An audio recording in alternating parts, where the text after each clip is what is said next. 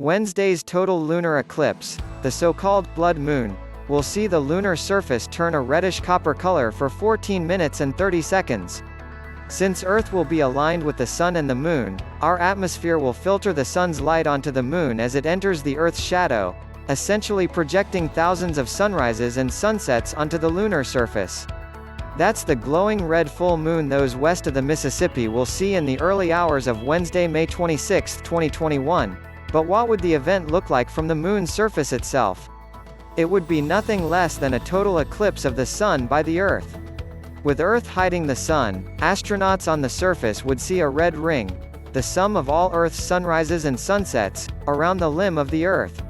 You would look up and see the Earth, potentially also the city lights on Earth, and you would notice the ground around you turn red, said Dr. Noah Petro, project scientist for NASA's Lunar Reconnaissance Orbiter mission that's currently orbiting the Moon.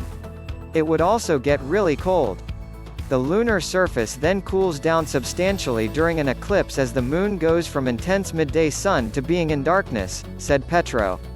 Hopefully you wouldn't feel the cooling through your spacesuit. However, the ground around would cool substantially. It would be a pretty immersive effect, the same way as on Earth during a total solar eclipse when shadows look different and the atmosphere around you cools, said Petro. A lunar eclipse can be a risky time to have a space mission on the Moon. NASA is planning to send astronauts to the Moon in late 2024, though that could and probably will slip, and there are 2 total lunar eclipses in 2025 and 1 in 2026.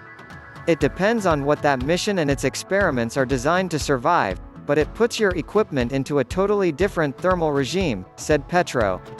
During the Apollo missions, the astronauts were not going to be on the Moon during an eclipse, but the experiments they left behind were. Day-night cycles are, of course, normal on the Moon. The one big difference, of course, is that it gets really hot and then it gets cold really quickly, so that thermal change is pretty dramatic, and dramatic temperature shifts can do strange things, said Petro, mentioning windshields that crack in temperature extremes.